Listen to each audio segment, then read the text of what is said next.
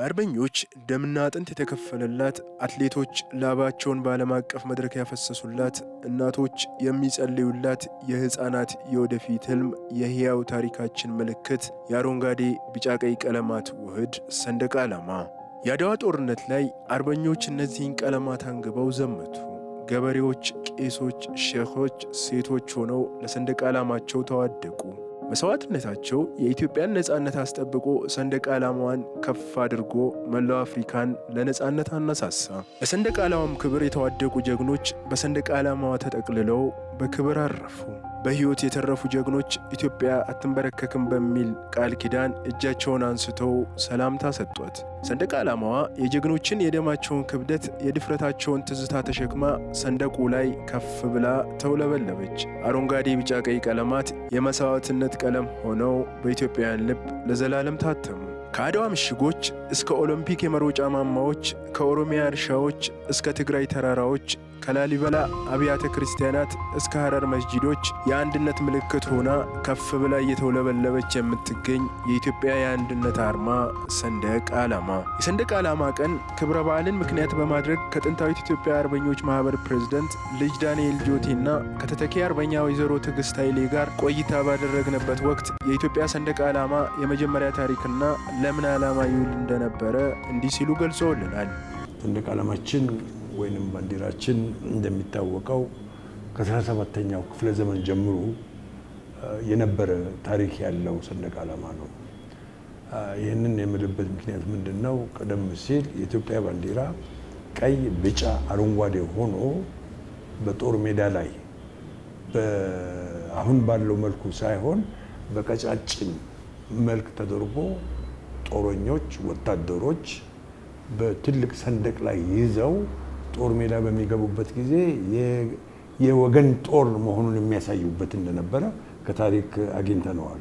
አሁን ያለው ሰንደቅ ዓላማ የአራት ማዕዘናት ቅርጽ እንዲኖረው የተደረገው በአጼ ምኒልክ የስልጣን ዘመን መሆኑን የገለጹት ልጅ ዳንኤል ጆቴ ከዛ በኋላ ኢትዮጵያን የመሩ የተለያዩ የመንግስት ስርዓቶች በአረንጓዴ፣ ቢጫ፣ ቀይ ሰንደቅ ዓላማው ላይ የተለያዩ ምልክቶችን እያደረጉ እንደነበረም አንስተዋል።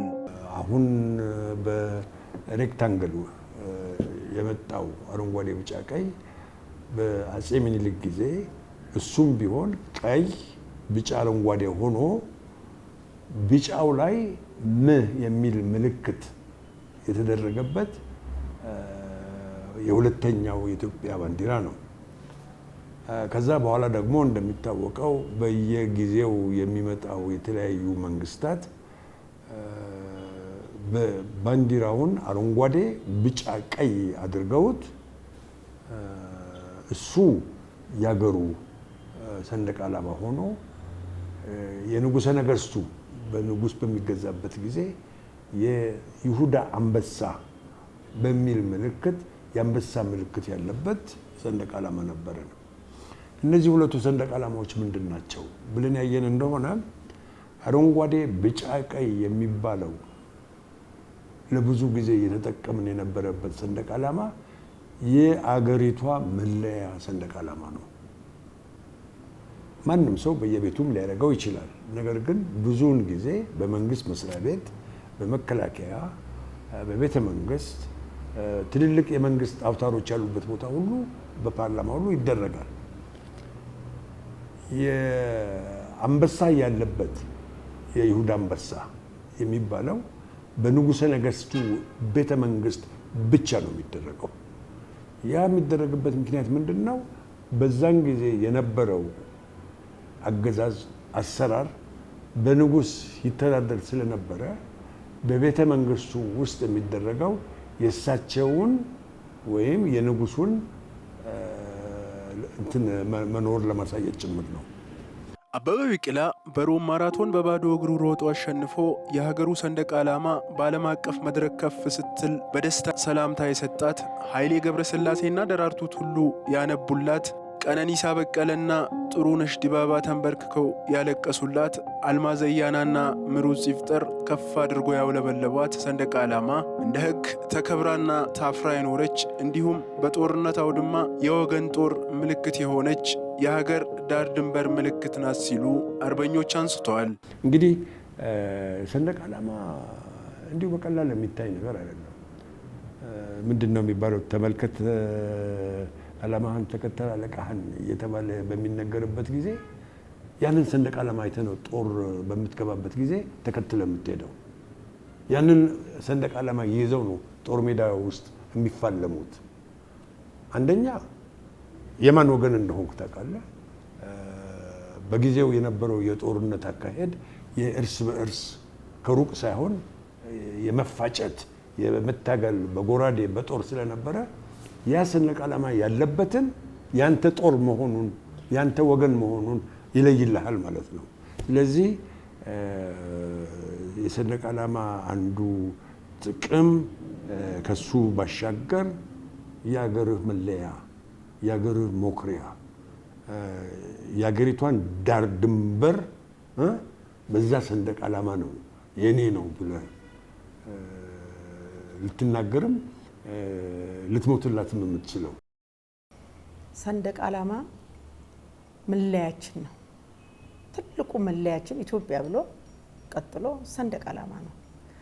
ሰንደቅ ዓላማ ከልጅነታችን ጀምሮ እንግዲህ በኔ እድሜ ጀምሮ ትምህርት ቤት ስንሰቅለው ማታ ላይ ደግሞ ስንሰናበተው ስናወርደው በመዝሙር በብሔራዊ መዝሙር በዛ ነው እንግዲህ ሰንደቅ ዓላማን የሀገርን መለያችንን ውስጤ ላስቀምጠው የቻልኩት። እኔም ሳልሆን ማንኛውም ኢትዮጵያዊ ከዛ ነው የሚጀምረው የሰንደቅ ዓላማን ጥቅም እና ሰንደቅ ዓላማ ቀደም ሲል ያው ባንዲራ ቢባልም ከጣሊያን በኋላ ያው ሰንደቅ ዓላማ በሚለው ይዘነዋል። በጣሊያንኛ ነው ባንዲራ ማለት። ሰንደቅ ዓላማ ዝም ብሎ የመጣ አይደለም። በአጥንት ደም ፈሶበት ብዙ መስዋዕትነት አባቶቻችን ከፍለው ነው ከፍ አድርገው ሞገሷን የሰጧት። እኛ ትውልዱ ደግሞ አሁን ትውልዱም ቢሆን ደግሞ የእናት ያባቱን መለያችንን ምን የማይለያየን ኢትዮጵያ ተብሎ የሚቀጥለው ቀጣዩ ምንድነው? አረንጓዴ ቢጫ ቀይ ነው። በቃ በኢትዮጵያ የተለያዩ የፖለቲካ ስርዓቶች በተቀያየሩ ቁጥር በሰንደቅ ዓላማዋ የሚያደርጉት ምልክት የአሁኑን ትውልድ ሊያደናግረው ችሏል ያሉት ክቡር ልጅ ዳንኤል ጆቴ፣ ነገር ግን አረንጓዴ ቢጫ ቀዩ ሰንደቅ ዓላማ ቀለሙን ሳይቀይር የሀገር ምልክት ሆኖ እንደቀጠለም አስረድተዋል። ሀገራችን በተለያዩ ጊዜ የተለያዩ መንግስታቶች መጥተዋል። የተለያዩ መንግስታቶች በመጡ ቁጥር አገሪቷ ለብዙ አመት አውጥታ አውርዳ ለሀገር ይጠቅማል ለህዝብ ይጠቅማል መለያ ነው ብላ የያዘችውን ሰንደቅ ዓላማ በየጊዜው ለዋውጠውታል። በተለዋወጠ ቁጥር ትውልዱ ግራ ይገባዋል። ምንም ይሄ ጥርጥር የሌለው ነው። አሁን አሜሪካንን ብትሄድ አንድ ሰንደቅ ዓላማ ነው ያለው። እንግሊዝ ጋር ብትሄድ አንድ ሰንደቅ ዓላማ ነው። መንግስት ተለዋወጠ መንግስት አልተለዋወጠም ያ ሰንደቅ ዓላማ ሁሉ ጊዜ በወጣቱ ጭንቅላት ላይ ቀርጾ ይቀራል። የኛ አንዴ ዘውድ ያለበት አንበሳ ያለበት አንዴ ማጭድና ወይንም ደግሞ ማረሻ ያለበት የየራሱን ባደረገበት ጊዜ ወጣቱ የኔ ነው ሊሉ አይችልም። በእርግጥ በጊዜው የነበረ በአሰራሩ የኔ ነው ብሎ ካመነ እንደራሱ አድርጎ ያየዋል እና ሁሉንም አይዳስስም። አረንጓዴ ቢጫ ቀይ ግን የፓርቲ ሰንደቅ ዓላማ አይደለም። የቤተክርስቲያን ሰንደቅ ዓላማ አይደለም። አረንጓዴ ቢጫ ቀይ የመላው የኢትዮጵያ ሕዝብ ሰንደቅ ዓላማ ነው። ለብዙ አመት ስንጠቀምበት ነበረ። ወጣቱ ያንን ሰንደቅ ዓላማ አሁን ለብሶ ሲወጣ ያንን እያስታወሰ ነው። የድሮውን ፍለጋ አይደለም፣ ታሪኩ ነው። ታሪክን ልትለውጠው ልትሽረው አትችልም። አሁንም ያለው ሰንደቅ ዓላማ በእርግጥ ቀደም ሲል የነበረው መንግስት አረንጓዴ ቢጫ ቀይ ብሎ ኮከብ ያለበት በማዕከሉ አደረገ። ያ የፓርቲው ነው። በመምለህ ሌሎችን ክፍለ ሀገር እንደሚወክል አድርጎ ነው የተደረገው። ያ ፓርቲ ሲቀር ያ አይነት ባንዲራ ይለወጣል ማለት ነው። ለአንዳንዶች ትግልን የምታስታውስ፣ ለሌሎች ተስፋን የምትጭር፣ አንዳንዶች በኩራት የሚያነሷት፣ ሌሎች ስለ ሰላም አንስቶ የሚያወድሷት ትግሬውን፣ ኦሮሞውን፣ አማራውን፣ ሶማሌ፣ አፋሩን፣ አርጎባ፣ ስልጤውን እንዲሁም ሌሎች ብሔሮችን በኢትዮጵያዊ ማንነት አንድ ያደረገች የተለያዩ የብሔረሰብ ድምጾችን በአንድ ዜማ የምታዘምረዋ ሰንደቅ ዓላማ ከፍተኛ ክብር ያላት ናት ያሉት አርበኞቹ ለዚህችም ሰንደቅ ዓላማ ብዙዎች የተሰውላት ከመሆኑ አንጻር በክብር ልንጠብቃትና ታሪኳንም ልንረዳ ይገባል ብለዋል። ሰንደቅ ዓላማ እኛ የምናየው በእኔ ዕድሜ ያለነው የምናየው ከትምህርት ቤት ጀምሮ ጠዋት እየወጣን ሰንደቅ ዓላማ ሰቅለን ነው ትምህርት ቤት የምንገባው። ተዘምሮ ነው ስንወጣም አውርደን ዘምረን ነው። ለምንድን ነው ይሄ የሚደረገው? አንደኛ የሀገር ፍቅር እንዲኖር፣ ሁለተኛ መንግስት ያለበት መንግስት እና ህዝብ ግንኙነት እንዲኖረው ነው። አንድ ሰው በባንዲራው ካለ እንደ መሐላ የሚቆጠርበት ጊዜ ነበር። መነቃነቅ አይችልም። ክብር ነበረው፣ አሁንም አለው።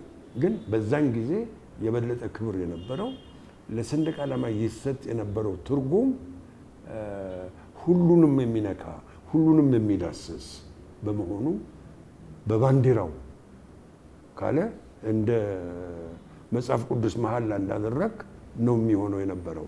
እኛ ኢትዮጵያኖች ሲጀመርም የተረከብነው ነው ከአባታችን ከፍ አድርገን የምናውለበልባት፣ የምንሞትላት፣ የምንሰዋላት በአባቶቻችን ምንም ነገር ደሞዝ ሳይኖራቸው በባዶ እግራቸው ሰንደቅ ዓላማዋን ይዘው ነው የተዋጉልን አይደል እንዴ? እኛ ደግሞ የነሱን መከተል አለብን። በቃ ይሄ የተሰጠን ነው፣ ከአምላካችን የተሰጠን ነው። በቀስተ ደመናም ብትለው በኢትዮጵያ በሌላው ዓለም ስትፈረጅ የሚለው በደንብ ቁጭ አድርጎ አስቀምጦታል። ሰንደቅ ዓላማ ምን እንደሆነ በደንብ አስቀምጦታል። ስለዚህ እኛም አንዳንዴ ማንበብ ያስፈልገናል። ወደ ኋላ ሄደን እንዴት ነው እኛ አረንጓዴ ቢጫ ቀይ ከየት አመጣ ነው የሚለውን ነገር በደንብ ማወቅ ያስፈልጋል። ዝም ብለን እንደው ጥራዝ ነጠቆች አንዳንድ ነገሮች ለወጣቱም አይወናበድ። ታሪክን ወደ ኋላ ሄዶ የትኛውም ሀገር እኮ እያነበቡ ነው እየተረዱ ነው የሚመጡት አይደል እንዴ? እኛ በማይረባን በተረካሽ የውጭ እንትኖች ስላልተገዛን በዚህ ነገር እንድንገዛ ይፈልጋሉ። ማንበገረው ማንነካው ሊነኩን ይፈልጋሉ። እኛ ኢትዮጵያኖች ደግሞ አረንጓዴ ቢጫ ቀይ ሰንደቅ ዓላማችን ከፍ አድርገን በየትኛውም በዓለም ላይ እናውለበልበዋለን።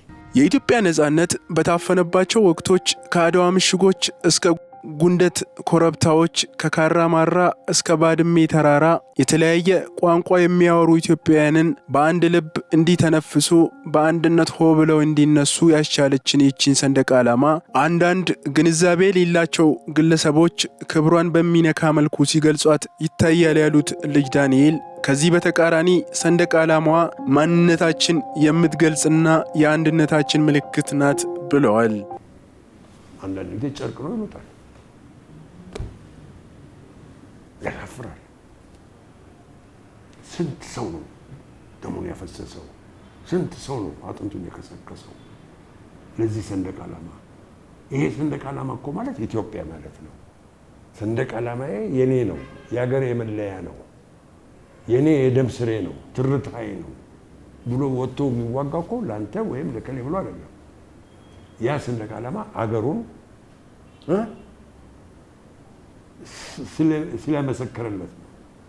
ካራማራ በለው ባድሜ ላይ በለው ከሶማሌም ጋር በተደረገው ጦርነት በየቦታው በለው አልፎ ተርፎ ኮሪያ እንኳን ስንሄድ የኢትዮጵያ ወታደሮች አረንጓዴ ቢጫ ቀይ የኢትዮጵያን ሰንደቅ ዓላማ ነው ይዘው የሄዱት።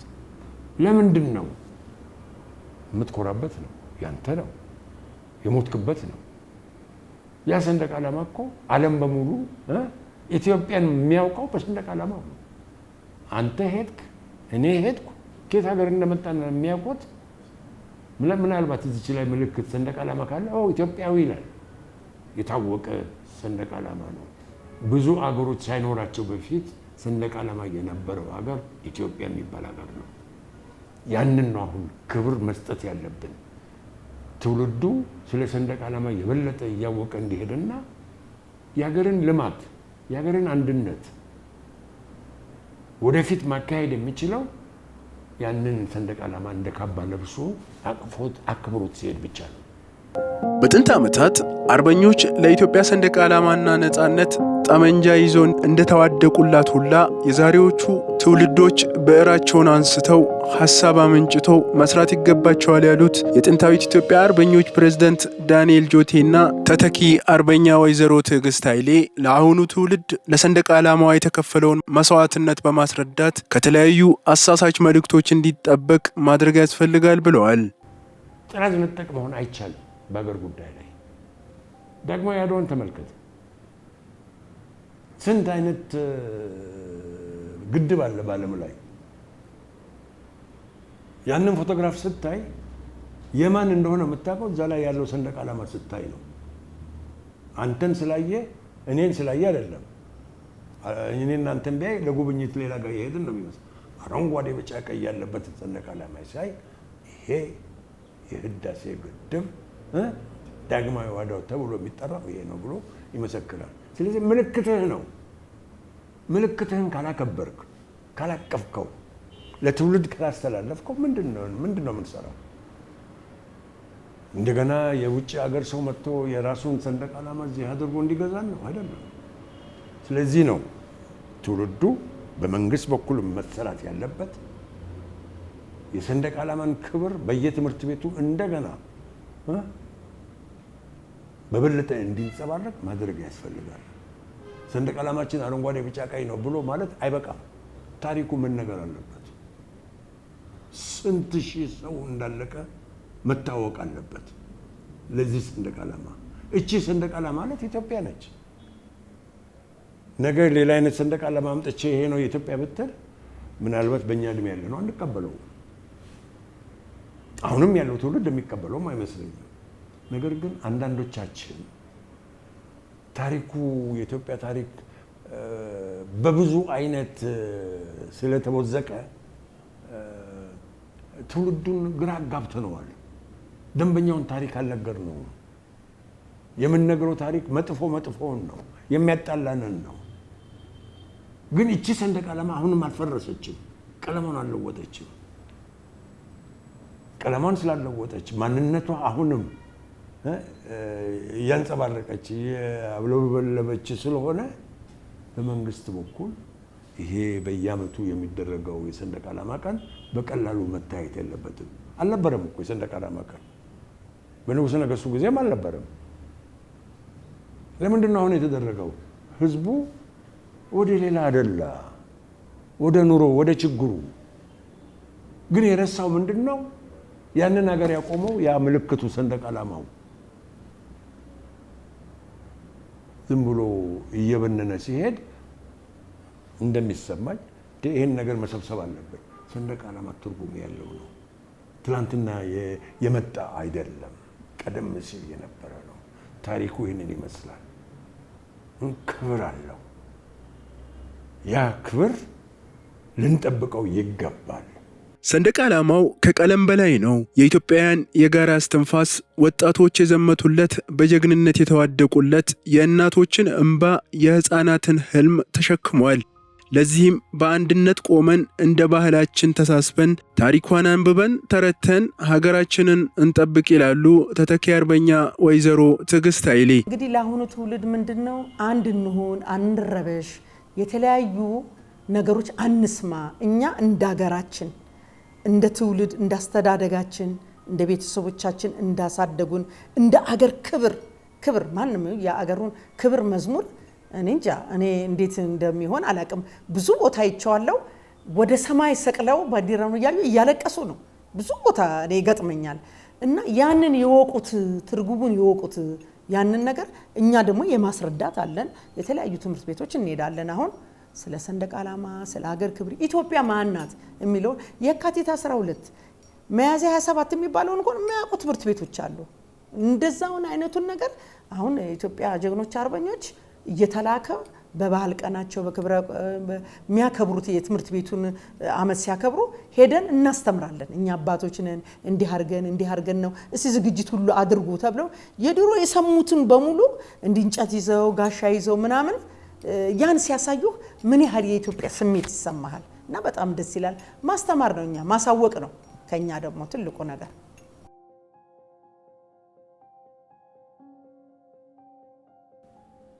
በዛሬው ቀን ለ18ኛው ጊዜ ለሚከበረው የሰንደቅ ዓላማ ቀን እንኳን ኢትዮጵያ መላው ሕዝብ እንኳን አደረሳችሁ እላለሁ።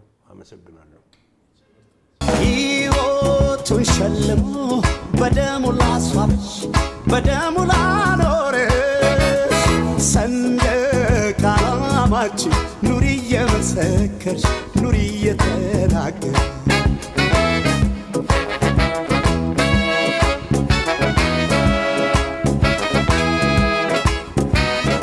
ሀገርና ሰንደቅ ነፃነት ከሌለ ቤተሰብ